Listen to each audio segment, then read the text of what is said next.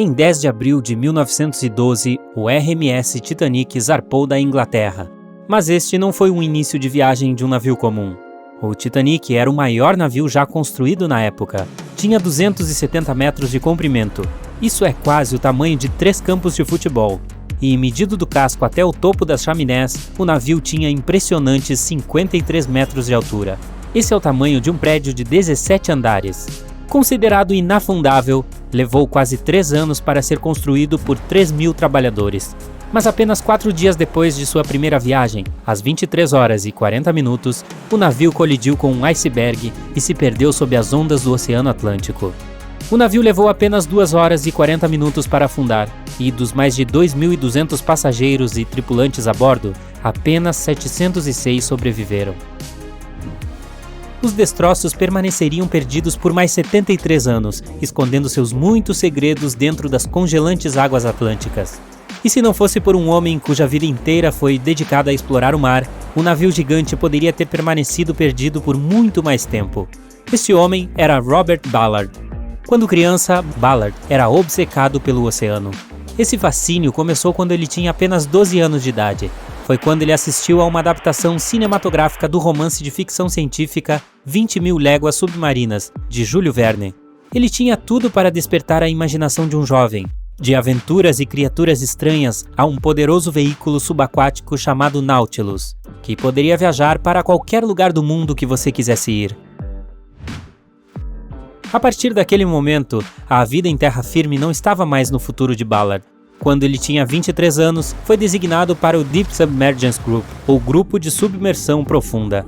Lá, ajudou a desenvolver técnicas para pesquisar no fundo do oceano. Sua maior conquista foi a criação do Alvin. Era um submarino pequeno e fácil de manobrar, capaz de transportar 3 pessoas. Também apresentava um braço mecânico externo, projetado para coletar amostras subaquáticas enquanto a tripulação permanecia dentro, segura e seca. Alvin, o submarino, rapidamente se mostrou útil para muitas tarefas. Por exemplo, uma vez foi usado para rastrear uma aeronave que caiu no mar, mas a embarcação encarou uma série de eventos adversos. Em um caso, foi atacado por um espadarte, o que fez com que o submarino ressurgisse rapidamente. O espadarte, ainda preso na pele externa do submarino, tornou-se o jantar daquela noite. E em outubro de 1968, o submarino estava sendo submerso na água quando os cabos que os seguravam quebraram, sendo lançado com toda a força para o oceano, junto com os 3 tripulantes a bordo. E como a pequena embarcação ainda estava aberta, ela imediatamente se encheu de água e rapidamente começou a afundar. Felizmente, a tripulação conseguiu escapar, mas o Alvin se foi. O mau tempo dificultou várias tentativas de recuperar a embarcação. Foi apenas no ano seguinte que finalmente foi trazida à tona. Com o tempo, o Alvin seria melhorado. Seu casco foi fortalecido com titânio, o que lhe deu uma classificação de profundidade maior, tornando-o ainda mais adequado para a exploração oceânica. O submarino especializado seria útil em muitas das mais de 100 expedições de Ballard. O homem foi um dos primeiros a explorar uma cadeia de montanhas subaquática chamada Dorsal Mesoatlântica, no Oceano Atlântico. E quando encontrou fontes hidrotermais no Mar de Galápagos, no final dos anos 70, ele também ajudou a descobrir e documentar o processo de quimiossíntese, que é uma complicada síntese química de energia alimentar por bactérias. A sua maior descoberta ainda estava por vir. Ballard afirmou que nunca foi um fanático pelo Titanic, mas acabou ficando obcecado em encontrar o navio após ver outros exploradores tentarem e falhar. Como ele dizia, o Titanic era claramente o grande Monte Everest na época. Muitos que eu pensei que teriam tido sucesso ou deveriam ter tido sucesso, mas não tiveram. Ballard começou a pensar em procurar o navio já em 1973, e 4 anos depois, ele realmente fez uma tentativa. Ele usou um navio de salvamento em águas profundas Sea Probe, que era um navio de perfuração equipado com câmeras e sonar, mas foi forçado a desistir quando o tubo de perfuração quebrou. Simplesmente não era a hora dele. No início dos anos 80, um petroleiro do Texas chamado Jack Green tentou encontrar os destroços em 3 ocasiões diferentes. Certa vez, Green estava bem acima do Titanic, mas o seu equipamento não conseguiu detectá-lo. Isso é o que chamamos de azar extremo. Ballard estava apenas esperando o seu momento de brilhar. Ele precisava de um plano e de alguma ajuda. A primeira questão era descer ao fundo do Atlântico. A descida mais profunda que ele havia feito até então era de 6.100 metros. Essa viagem demorou 3 horas, e isso não incluía o caminho de volta. Ballard sabia que poderia usar o Alvin, já aprimorado com um casco de titânio para suportar a pressão do oceano.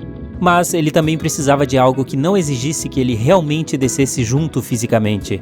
Um submarino de controle remoto não pilotado seria o ideal, mas primeiro era preciso criá-lo. Ele entrou em contato com as autoridades, esperando que fornecessem o financiamento para o seu projeto. E embora as autoridades não tivessem interesse no Titanic, estavam dispostas a ajudar.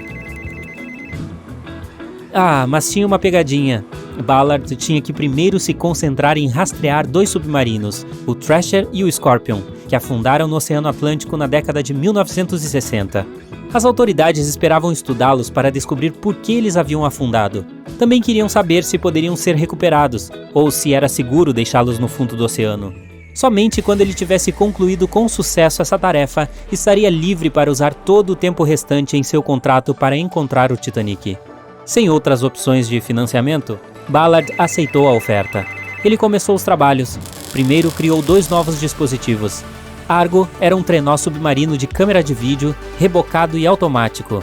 Ele foi projetado para tirar fotos e gravar vídeos a partir de uma série de câmeras montadas nele. Poderia funcionar a profundidades de até 6.100 metros e também poderia explorar quase 98% do fundo do oceano. O Argo deveria ser amarrado a um barco. À medida que o barco se movia, o Argo seria puxado atrás, flutuando logo acima do oceano. A câmera então transmitiria imagens para a superfície. O segundo dispositivo era um pequeno veículo robótico chamado Jason Jr.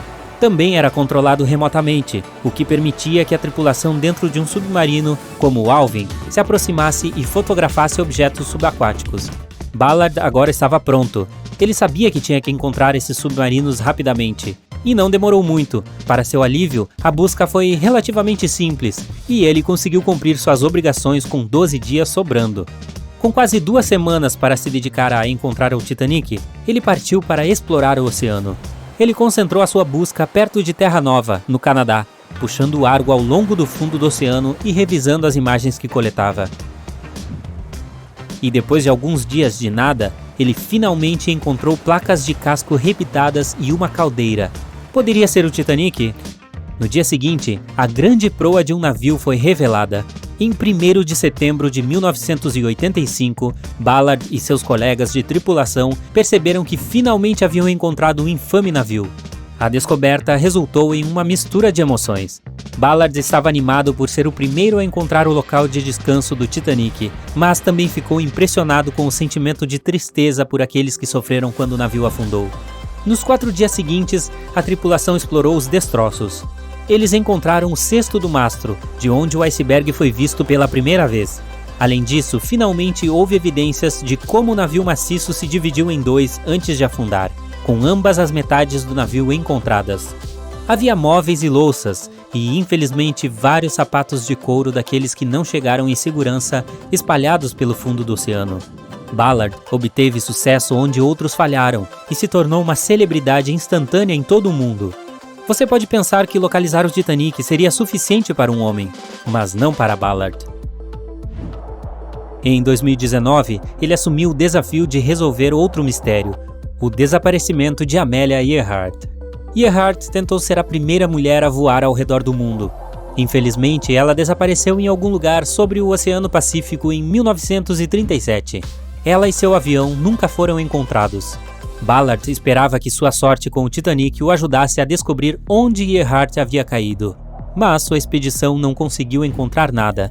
E embora Robert Ballard tenha encontrado mais naufrágios do que qualquer outra pessoa, é apenas a ponta do iceberg. Estima-se que existam mais de 3 milhões de naufrágios no oceano, e Ballard localizou apenas 100 deles. Agora, com mais de 70 anos, o homem espera incentivar os jovens a continuar o seu trabalho de explorar o oceano e seus muitos mistérios. Em 1989, ele iniciou o Jason Learning Project para inspirar os alunos do ensino fundamental a buscar ciência, tecnologia, engenharia e matemática. Ele também tem seu próprio navio de pesquisa chamado EV Nautilus, uma homenagem adequada à história que inspirou sua carreira.